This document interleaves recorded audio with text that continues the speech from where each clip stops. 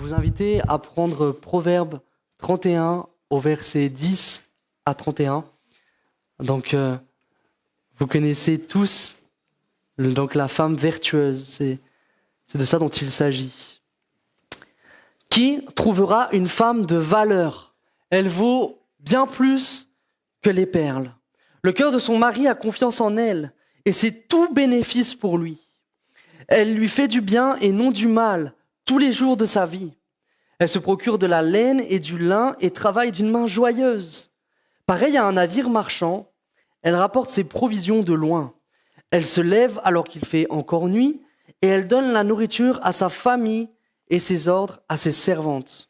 Elle pense à un champ et elle l'achète. Avec le fruit de son travail, elle plante une vigne. Avec la force en guise de ceinture, elle affermit ses bras. Elle constate que ce qu'elle gagne est bon. Sa lampe ne s'éteint pas pendant la nuit. Elle file elle-même la laine, elle tisse elle-même les habits. Elle ouvre ses bras aux malheureux et tend la main aux pauvres. Elle ne redoute pas la neige pour sa famille, car chacun y est habillé de cramoisi. Elle se fait des couvertures, elle a des habits en fin lin et en pourpre. Son mari est reconnu aux portes de la ville, lorsqu'il siège avec les anciens du pays. Elle fait des chemises et les vend, et elle livre des ceintures aux marchands. La force et l'honneur, voilà ce qui l'habille. Elle rit en pensant à l'avenir. Elle ouvre la bouche avec sagesse et un enseignement plein de bonté est sur sa langue. Elle veille à la bonne marche de sa maison et elle ne mange pas le pain de la paresse. Ses fils se lèvent et la disent heureuse, son mari aussi, et il chante ses louanges. Bien des femmes font preuve de valeur, mais toi, tu leur es à toutes supérieure. La grâce est trompeuse et la beauté est illusoire. C'est de la femme qui craint l'Éternel qu'on chantera les louanges. Donnez-lui du fruit de son travail et qu'aux portes de la ville, ses œuvres fassent son éloge. Amen. Donc, ce soir, je voudrais vous parler de ce texte d'une manière un petit peu particulière. C'est Laurie qui a lu ce texte il n'y a pas longtemps et je crois que Laurie est inspirée. Vous croyez que Laurie est inspirée? Moi, je le crois. Alléluia, gloire à Dieu. Et alors qu'il parlait de ce texte, donc alors qu'il prêchait sur la place de la femme dans l'Église, c'est comme si le Saint-Esprit vraiment venait me faire ressentir quelque chose sur mon cœur, quelque chose de fort. Et alors qu'il parlait, j'étais tellement ému et je réalisais à ce moment-là que aussi nous devrions comprendre ce texte comme comment nous devrions être nous l'épouse de Christ, comment nous devrions nous être l'Église. Et alors que Laurie lisait, c'était tellement bouleversant et ça me faisait tellement du bien. Alors voilà, je veux vraiment vous parler de ça ce soir. Je crois vraiment que c'est le message de Dieu pour nous et on va décortiquer ce passage ensemble. La première chose que l'on voit dans ce texte, c'est que Jésus cherche une église de valeur.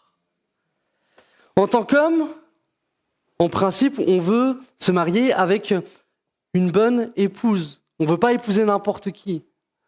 C'est vrai ça ou pas? Les femmes, c'est pareil. Elles ne veulent pas épouser n'importe qui. En principe, voilà. En général, quand on veut quelqu'un à tout prix, malheureusement, ça peut mal finir. Parce qu'on veut quelqu'un à tout prix. On veut trouver un conjoint de valeur. Ça, c'est le souhait de chacun. Trouver un conjoint de valeur. Et de la même manière, Jésus cherche une épouse de valeur. Et d'où la question, verset 10, qui trouvera une femme de valeur? Et on pourrait mettre des synonymes. Qui trouvera une femme vertueuse? Qui trouvera une femme vaillante? Qui trouvera une femme forte? Jésus se pose cette question, elle trouvera-t-il une épouse vaillante, forte? La trouvera-t-il? La réalité, c'est que Jésus voit toutes les églises qui sont dans ce monde. Il y a des millions d'églises, n'est-ce pas? Il y a des milliards de personnes qui se disent chrétiens, chrétiennes. Mais la réalité, c'est que toutes les églises ne se valent pas pour Jésus. Tous ceux qui professent le nom de Jésus ne se valent pas. Tous ne sont pas vertueux. Et quand on regarde un petit peu sur Internet, on se rend compte que Oui, tous ceux qui se disent église, des fois, ça nous paraît vraiment n'importe quoi. Ça nous paraît vraiment n'importe quoi. Jésus cherche spécialement une épouse de valeur. Il veut pas simplement des églises, il veut pas simplement des chrétiens, mais il veut spécialement trouver une église de valeur. Et pour lui, c'est la plus grande des richesses. C'est cette image de que la femme de valeur, elle vaut plus que les perles. Cette image de c'est le plus précieux. Le plus grand trésor de Christ, ce n'est pas le nombre d'églises, le nombre de croyants. Le plus grand trésor de Christ, c'est une épouse vertueuse. Et c'est une épouse fidèle. Pourquoi c'est si important pour Christ de trouver cette épouse-là? Parce que c'est avec cette épouse-là qu'il peut avancer. C'est à elle qu'il peut faire confiance. Faire confiance, pourquoi? Pour bâtir le royaume de Dieu. Et c'est pareil dans le couple, on veut trouver quelqu'un pour bâtir quelque chose de solide, pas un truc qui va se casser la figure parce qu'on n'a pas confiance à l'autre. Et de la même manière, Dieu veut trouver des gens de confiance, une église de confiance pour bâtir avec lui le royaume de Dieu. Moi, ça m'encourage. J'aimerais bâtir avec Dieu. Vous aimeriez bâtir avec lui? Moi, j'aimerais. J'aimerais beaucoup. Oui, c'est ce dont il est question. Il est question de cette épouse vertueuse qui apporte un bénéfice à l'époux. Il est question au verset 12 de cette femme vertueuse qui lui fait du bien et non du mal tous les jours de sa vie. Jésus voudrait tellement bâtir avec nous, mais il ne peut pas le faire avec n'importe qui. Il veut être avec des gens qui vont le faire du bien et pas du mal. Et Proverbe 14, verset 1 dit « La femme sage construit sa maison, mais la folle la démolit de ses propres mains. » Et on peut, par notre folie, détruire l'œuvre de Dieu. Alors que Dieu veut confier à l'Église le soin de bâtir. Si une Église devient folle, alors elle casse tout. Alors elle devient un obstacle à l'Évangile. Mais nous ne voulons pas être un obstacle à l'Évangile. Nous voulons être une femme, cette épouse vertueuse, cette Église vertueuse. Es-tu cette épouse sage et vertueuse à laquelle Jésus peut faire confiance pour bâtir son royaume? C'est vraiment la question que je veux nous poser. Et comment savoir, finalement, si nous sommes cette épouse vertueuse? Eh bien, nous avons dans la suite du passage les traits marquants, les caractéristiques de cette femme vertueuse. La première chose que nous allons voir, c'est que l'Église vertueuse est travailleuse. Vous avez remarqué? Moi, j'ai remarqué qu'elle est active. C'est ça qui me frappe, premièrement, dans ce passage. C'est que la femme, c'est qu'elle est pleine d'activité. Elle fait plein de choses dans son foyer. De jour comme de nuit, elle ne se ménage pas. Elle s'active, elle cherche, nous l'avons lu, les meilleurs matériaux. Elle cherche les meilleures provisions pour nourrir sa famille. Elle assume avec sérieux ses responsabilités en donnant les instructions à chacune de ses servantes. Elle confectionne des habits pour sa famille. Oui, elle est très active. Il est écrit au verset 27 qu'elle veille à la bonne marche de sa maison et elle ne mange pas le pain de la paresse. La paresse. C'est intéressant tout ça. À cause du fait qu'elle est tellement active, qu'est-ce qui se passe? On se rend compte qu'elle prospère. Quand on voit au verset 22 qu'elle a des habits en fin lin et en pourpre, en fait, c'est pas le pourpre. Le fin lin, c'est des signes de richesse, en fait. Parce qu'elle travaille, elle s'enrichit. On voit que sa famille, elle est à l'abri du besoin, peu importe que les circonstances soient favorables ou défavorables. On voit dans ce passage qu'elle ne redoute pas la neige. Elle se dit pas, c'est une catastrophe, j'avais pas prévu qu'il avait neigé. Et elle dit pas à son foyer, vous restez en t-shirt. Elle dit pas ça. Mais vu qu'elle est travailleuse, sa famille ne manque de rien. Elle est prête, elle est parée à toute éventualité. Pourquoi dire tout ça? Tout ça pour dire que l'Église vertueuse n'est pas une Église pleine de gens en train d'attendre d'attendre. Voilà, on est là, on a les bras croisés. L'Église ne doit pas être, si on se réfère à ce que fait la femme vertueuse, juste voilà des gens qui sont toujours assis sur des chaises, année après année, semaine après semaine, et qui sont simplement là, voilà, en consommant. Et puis après, on fait le débrief ou la prédication. Samuel, c'était pas top. Moi, je n'aime pas venir quand c'est Samuel. L'autre qui dit oui, mais Laurie, c'était mieux. Et puis là, oui, il faudrait quand même que quelqu'un, on sait pas qui, change la lumière. C'est pas ça l'Église. C'est pas des gens assis et qui se disent c'était bien, pas bien, qui donnent des points. Non, non. La femme vertueuse, elle est active. Amen. Amen. Et donc, il faut qu'on soit actif. Vous savez qu'en moyenne, dans nos églises, seulement 10 à 20% de personnes sont impliquées dans les services. Où sont les 80%? Où sont les 90%? Et c'est un problème pour les églises. Et c'est même une perte. Vous savez ce que dit Proverbe 10, verset 4? Celui qui agit avec nonchalance s'appauvrit, mais la main des personnes actives est source de richesse. Quand les églises où la majorité des personnes ne servent pas, ce sont des églises qui, quelque part, s'appauvrissent parce qu'elles pourraient faire tellement plus, mais elle fait tellement moins que ce qu'elle pourrait faire. La femme vertueuse, elle fait tout sans rechigner.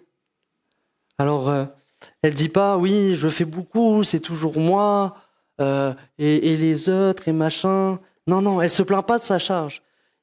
Il nous est dit que elle fait tout d'une main joyeuse. Parce qu'en fait, pour elle, c'est un honneur, c'est un privilège. Elle aime tellement son mari, elle aime tellement son foyer, qu'elle veut tellement tout faire. Elle veut que tellement tout soit bien. En fait, c'est juste l'expression de son cœur, son activité. Et je voudrais dire que ce n'est pas vertueux de servir en râlant. C'est vrai, des fois, on sert, et c'est les gens qui servent, parfois, j'ai vu ça, pas ici, hein, voilà, vous connaissez la phrase, pas ici, mais des gens, et toujours là, oh là là, c'est tout, ils sont là, ils sont toujours renfrognés, oui, ils sont toujours actifs, mais toujours renfrognés. Mais c'est pas ça, être vertueux. Quitte à faire ça, autant ne rien faire. 2 Corinthiens 9, 7, que chacun donne comme il l'a décidé dans son cœur, sans regret ni contrainte, car Dieu aime celui qui donne avec joie. Si on n'a plus envie, etc., eh ben, voilà, on a peut-être besoin de se mettre de côté, et puis on retrouve cet amour, peut-être qu'on a un petit peu perdu, et puis on repart. Mais voilà, servir en râlant, c'est pas ça, être vertueux. Point suivant, l'Église vertueuse et visionnaire et entreprenante. Et là, c'est ce que je vois. Là, quand on prend ce texte, on voit pas excusez-moi l'expression, la boniche, quoi, qui est là, elle est à la maison, elle fait rien, que s'occuper, enfin, je veux dire, c'est une femme de tête quand même. Hein, on est d'accord, c'est une femme, waouh, elle est extraordinaire. Elle a tellement une vision. Et en fait, on voit qu'elle est tellement zélée qu'elle se contente pas simplement de ce qu'elle a déjà. On voit qu'elle voit toujours plus loin pour son foyer. Elle voit toujours, mais qu'est-ce que je vais faire de plus? Comment je peux mieux faire? On voit qu'elle recherche un champ. Elle se dit, bon là, et si je pouvais trouver un champ, ce serait peut-être bien. Et puis après, elle est forte en affaires, elle arrive à l'acquérir, et puis après, à la force de ses bras, parce que les femmes, elles sont fortes, hein. On est d'accord, hein? Et ben, elle plante la vigne. On ne sait pas quand est-ce qu'elle le fait. Elle doit le faire entre 3h du matin et 6h. Elle plante la vigne. Et puis, elle fait tout ça. Et à la fin de la journée, elle constate que ce qu'elle gagne est bon. C'est ce que l'on voit. Et là, elle dit pas, bon, je vais bien dormir ou je vais regarder la télé ou quoi que ce soit. Il y a écrit que sa lampe ne s'éteint pas pendant la nuit. Alors après tout ce qu'elle a fait, elle se dit, je vais filer un peu de laine. Je vais tisser quelques habits. C'est ça, la femme vertueuse. Et puis après, elle va vendre les habits, elle va faire des ceintures, enfin, elle fait tellement de choses. Et ce que je voudrais dire, c'est que, de la même manière, l'église vertueuse est celle qui est visionnaire, et celle qui est entreprenante, pas pour le business, mais pour le royaume de Dieu. Ça, c'est ça que le Seigneur attend, une église comme ça, une église qui a toujours une vision, une église qui veut toujours entreprendre, une église qui a conscience que la mission d'annoncer l'évangile est tellement importante qu'elle doit y réfléchir, qu'elle doit se creuser la tête pour que ça réussisse. Rendez-vous compte quand vous regardez, par exemple, l'émission Qui veut être mon associé? Je ne sais pas s'il y en a qui regardent. Les gens se disent, il y a un problème dans la société, et donc je vais trouver des associés, et puis je vais faire des tas d'investissements, et je vais essayer de solutionner ce problème, et je vais consacrer peut-être ma vie à ce problème. Il y a des gens qui font ça, hein. Vous avez vu comme moi. Mais nous, c'est pas tellement plus important notre mission, annoncer l'évangile. Cherchez à gagner des âmes pour qu'ils soient sauvés pour l'éternité, tellement plus important. Au fond, on a tous des projets professionnels. Bon, moins quand on est à la retraite, peut-être. Sauf si on est pasteur retraité. Parce qu'il y en avait beaucoup à la convention des pasteurs retraités. Mais on a tous des projets professionnels, on a tous des projets personnels. On est tous parfois en train de se dire, oui, ma maison, et si je faisais plutôt une extension là de ma maison, ou est-ce que je ferais pas plutôt une peinture, et on passe du temps en fait à réfléchir à nos projets, et puis pour que nos projets se réalisent, on va planifier les choses, n'est-ce pas? Vous êtes comme moi, non? Est-ce qu'il en est de même pour le royaume de Dieu? Est-ce que je me pose la question de qu'est-ce que je pourrais faire de plus? Est-ce que ce qui brûle sur mon cœur, c'est qu'est-ce que je pourrais faire de plus pour Dieu? Comment ma vie pourrait être plus utile? Moi qui fais un service, est-ce que je me dis, bon le service je le fais, mais moins j'en fais, mieux je me porte? Ou est-ce qu'on se dit, mais comment je vais pouvoir améliorer mon service? Comment je vais pouvoir faire un travail d'autant plus excellent pour Dieu et pour servir l'Église? Est-ce qu'on a cette mentalité d'entreprendre, de faire mieux? Vous avez vu que la femme vertueuse n'a pas peur d'oser de nouvelles choses. Elle n'est pas vigneron, mais elle plante des vignes. Mais quoi qu'elle tente, elle est confiante en l'avenir parce qu'elle a une foi immense en Dieu en réalité. Elle sait que si Dieu est avec elle, qu'elle plante une vigne, qu'elle fasse quoi que ce soit, ça marchera. De même, n'ayons pas peur d'oser pour le royaume de Dieu. N'aie pas peur que la crainte ne t'empêche pas de faire ce que Dieu a mis sur ton cœur. Ne sois pas dirigé par la crainte de mal faire. Ne sois pas paralysé par cette crainte. N'aie pas peur de l'échec, mais aie confiance en Dieu et fais ce qu'il a mis sur ton cœur. Est-ce qu'il y a des gens qui ont quelque chose sur leur cœur? Amen, et qui n'osent pas. Osez, frères et sœurs. Et puis, même si ça ne marche pas la première fois, est-ce que c'est grave au fond? Non. Même si ça ne marche pas, tu feras mieux la prochaine fois. L'important, c'est de ne pas se décourager. Alors, vous connaissez cette citation de Nelson Mandela. Il dit « Je ne perds jamais ». C'est bien ça.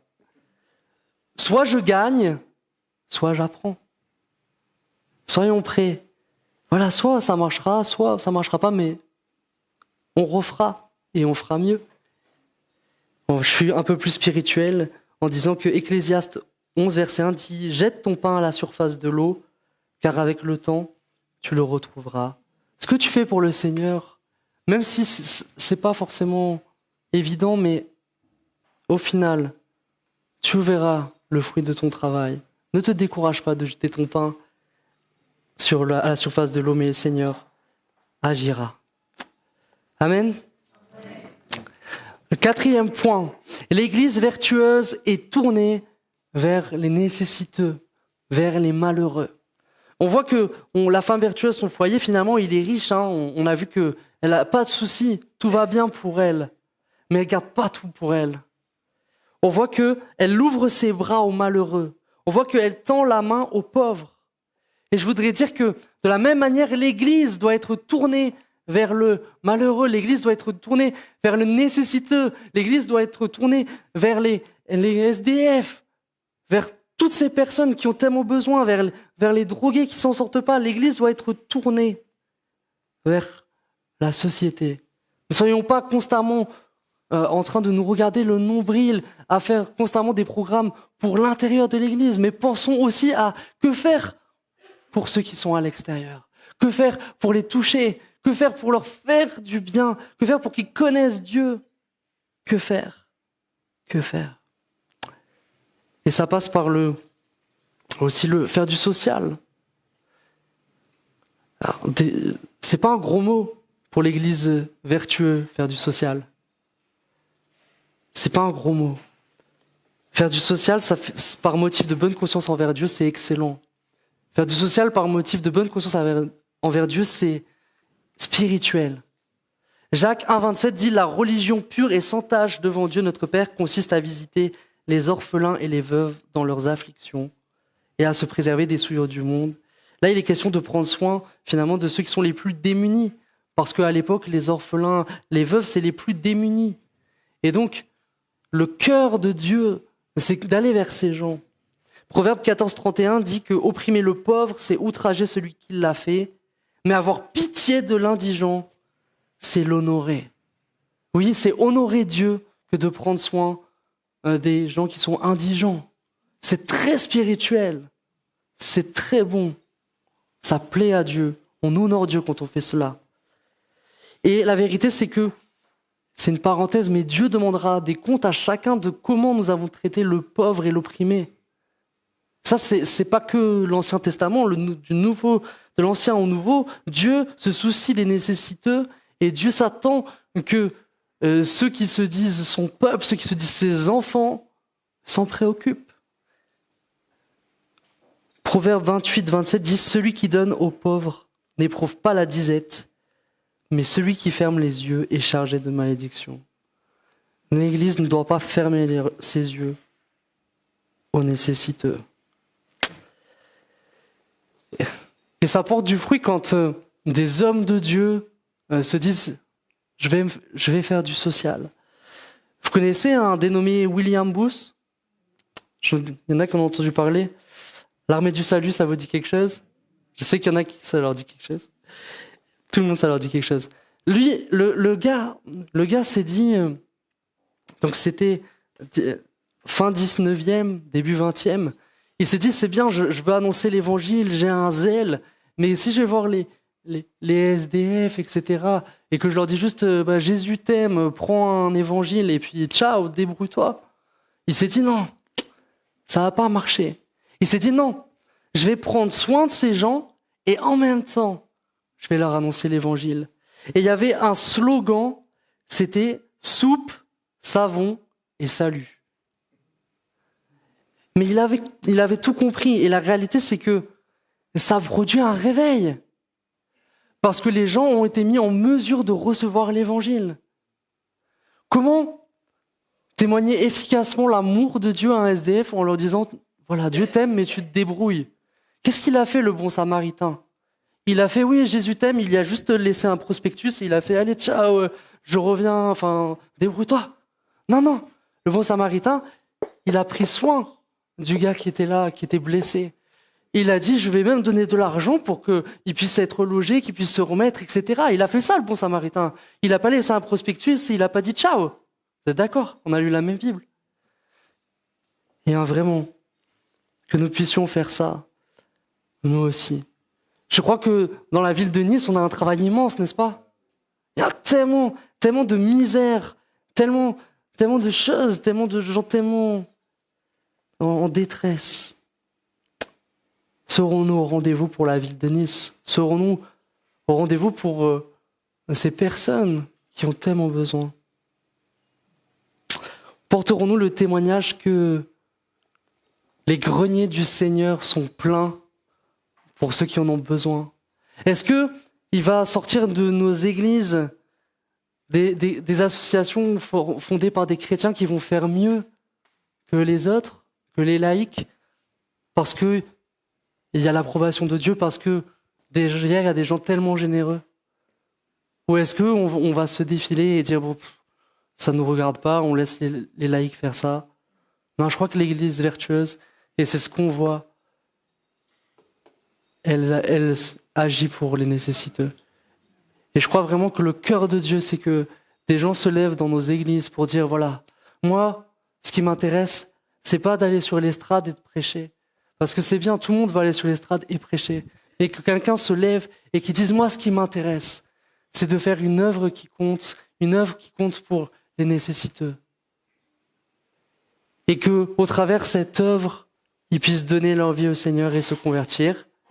Et peut-être d'autres leur prêcheront, mais moi, j'aurais fait ma part. Moi, je crois dans cette Église vertueuse. 5e point, l'Église vertueuse donne un bon témoignage de Christ. Ce que l'on voit dans ce passage, c'est qu'à cause du bon comportement de la femme vertueuse, à cause de la sagesse de ses paroles, son mari est estimé par les anciens de la ville. Par ceux qui sont avisés, ils sont estimés. Quand ils voient cette femme, ils se disent, son mari, ça doit être un homme bien, parce qu'elle, c'est une femme bien. Et il faut faire attention d'ailleurs aux paroles. Et il faut faire attention parfois aussi que sur les réseaux sociaux. Je sais que des fois on en parle, mais quel témoignage on peut donner parfois sur les réseaux sociaux quand on s'indigne de tout, quand on fait un scandale de tout. Mais les paroles de la femme vertueuse, elles sont pleines de bonté, elles sont pleines de mesure, elles sont pleines de sobriété, elles sont pleines de modération, elles sont pleines d'amour. C'est important. De la même manière que la femme vertueuse, l'Église vertueuse, est celle qui donne un bon témoignage de Christ par sa belle manière d'agir. Que ce soit dans sa famille, que ce soit dans son travail, les patrons, ils doivent se dire, ouais, mais lui c'est un chrétien, ça va être un bon employé. Ça va pas être quelqu'un qui va toujours traîner la patte, qui va lui il parle de Jésus et tout, il lit sa Bible au lieu de travailler. Non, l'Église vertueuse, elle donne un bon témoignage. L'Église vertueuse, elle travaille pour son patron comme pour le Seigneur. L'Église vertueuse, elle respecte les autorités, elle prie pour les autorités qui ont été instituées par Dieu.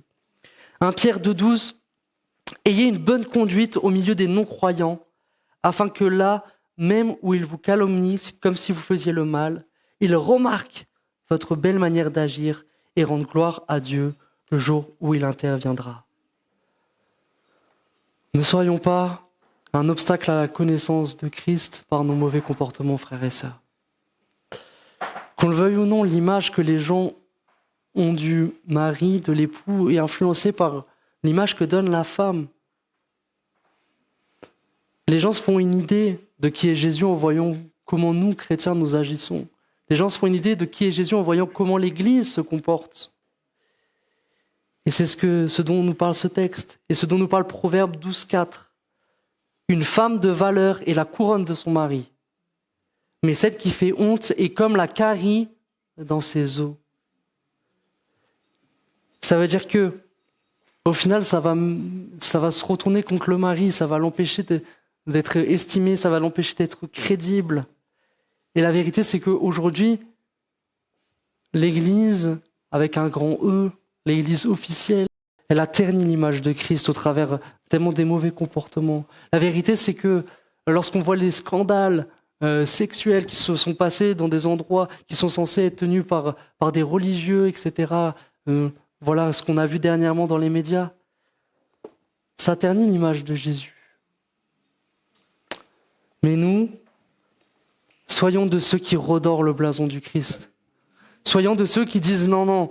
Peut-être que quand les gens nous voient, ils se disent peut-être que d'autres font n'importe quoi, mais moi je connais des vrais chrétiens. Moi je connais des gens, ils sont exceptionnels. Moi je connais des gens, ils sont tellement bons. Ils ne feraient jamais une chose pareille. Soyons de ceux qui redorent le blason du Christ.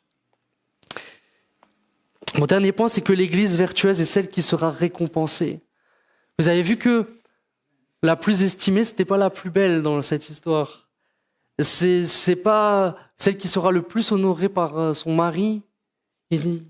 Parce que bon, c'est bien d'être beau, belle, mais au bout d'un moment, la grâce est trompeuse. Okay, la beauté est fugace. Après, on change. Mais bon, on ne passe pas tout sur la beauté. La vérité, c'est que c'est pas la plus belle femme qui sera la plus honorée par son mari, c'est pas celle qui sera le plus récompensée par Dieu, le Père. La vérité, c'est que celle qui peut se rire de l'avenir, celle qui peut être tellement confiante, c'est la femme vertueuse. La grâce est trompeuse et la beauté est illusoire. C'est de la femme qui craint l'Éternel qu'on chantera les louanges. Et au fond, mon point, c'est que qu'est-ce qui dicte sa conduite, en fait, à cette femme vertueuse? Ce qui dicte sa conduite, en fait, c'est la crainte de l'Éternel.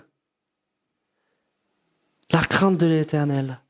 Proverbe 9:10, la crainte de l'Éternel, c'est le début de la sagesse. Si elle agit tellement bien, c'est qu'en fait, elle craint Dieu.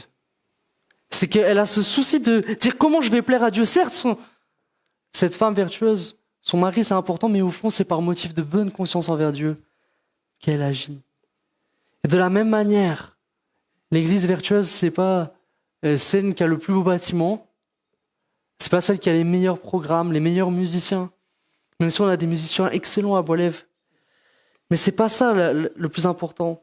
L'église vertueuse, l'église de valeur, c'est pas l'église que toi, dans ta tête, tu te dis « Ah oui, ça c'est une vraie église et toutes les autres, c'est pas des bonnes églises parce qu'ils font pas comme je pense. » Il y a des gens qui croient ça, il y en a des gens qui disent oh, « Nous, on est une église biblique et toutes les autres poubelles. » Non, non, c'est pas ça l'église vertueuse. L'église vertueuse, c'est celle qui craint l'Éternel. Et on a besoin de la crainte de l'Éternel. Je crois que plus que jamais, on a besoin de retrouver cette crainte de l'Éternel. Parfois, on se permet des mauvais comportements et des choses qu'on ne devrait pas faire. Mais si on avait plus la crainte de l'Éternel, est-ce qu'on le ferait vraiment? Est-ce que si on savait que à la première écartade, on allait être foudroyé comme Ananias et Saphira, est-ce qu'on agirait pareil? Ou est-ce qu'on ne ferait pas tout pour faire bien? L'église vertueuse, elle craint l'Éternel. Elle sait qu'elle devra rendre compte de sa vie, du temps qu'elle a passé, de ce qu'elle a fait. Et alors elle agit bien. Je voudrais vous laisser avec ce verset qui dit dans Éphésiens 5, 15, 16, « Faites donc bien attention à la façon dont vous vous conduisez. Ne vous comportez pas comme des fous, mais comme des sages. Rachetez le temps, car les jours sont mauvais. » Oui, frères et sœurs, il est important pour nous, si nous voulons être des chrétiens de valeur pour Christ, si nous voulons être une église vertueuse pour Christ, eh bien, il faut racheter le temps. Il faut se dire, je veux pas perdre du temps, je veux pas gâcher ma vie, je veux pas rester ma vie durant sur une chaise à rien faire. Parce que j'aurais rendre compte à Dieu. Dieu a fait de moi, c'est écrit dans la Bible, un sacrificateur, un lévite. Et les lévites, ils étaient au service de Dieu. Et toi, du coup, tu prendrais le titre, c'est Dieu qui te le donne, remarque, mais de lévite, de sacrificateur, et tu resterais sur une chaise à rien faire, toute ta vie durant. Et la Bible dit que ce serait une manière folle d'agir. Mais la manière sage d'agir, c'est oui, Dieu m'a confié une responsabilité. Dieu m'a confié un sacerdoce. Et je vais le remplir. Et je vais mettre toute mon énergie, parce que je crains Dieu, parce que je vais lui rendre des comptes, à le rendre fier de moi. Et on va conclure avec juste cette prière, en disant juste que Dieu cherche parmi cette génération tellement compliquée, où tellement de gens se disent chrétiens, où tellement d'églises font n'importe quoi. Il cherche une épouse de valeur. Et la question ce soir, c'est est-ce que tu veux être au rendez-vous de Dieu? Est-ce que tu veux dire oui, je suis cette épouse de valeur et je vais agir comme Dieu attend que j'agisse, ou est-ce que tu vas dire bon tant pis si je n'ai pas une épouse de valeur? Frères et sœurs, ces choses sont sérieuses. Si nous craignons Dieu, alors nous devons être cette épouse de valeur parce que nous aurons des comptes à lui rendre. Alors on va prier ensemble, on va incliner nos fronts, fermer nos yeux. Merci pour le Saint-Esprit, merci pour cette parole, merci parce qu'il écrit que oui, cette parole, elle nous purifie, cette parole, elle nous prépare. Et je crois que ce soir, tu veux préparer ton Église encore. Je crois que tu veux préparer ton Église à aller de l'avant. Je crois que tu veux préparer ton Église à être de plus en plus vertueuse pour toi, Seigneur. Je crois que tu veux que l'on soit vertueux parce que tu veux bâtir avec cette Église Et nous voulons être de ceux, ce soir, Seigneur, qui bâtissent le royaume de Dieu avec toi, parce que tu peux nous faire confiance, parce que ton cœur peut avoir confiance en nous. Oui, Seigneur, je ne veux pas gâcher ma vie, je ne veux pas gâcher mon temps, je ne veux pas rester de ma vie durant sur cette chaise. Mais je veux me lever, je veux répondre à l'appel. Je veux dire, me voici, je veux travailler pour toi. Alléluia, me voici, je veux travailler dur pour toi. Me voici, je veux penser au royaume de Dieu. Me voici, je veux entreprendre pour toi. Me voici, je veux oser pour toi. Me voici. Me voici pour m'occuper des nécessiteux. Me voici pour faire une œuvre dans cette ville. Me voici pour ne pas fermer les yeux, mais pour les ouvrir bien grands, pour répondre à cette misère et pour pouvoir annoncer l'évangile à ceux qui en ont besoin.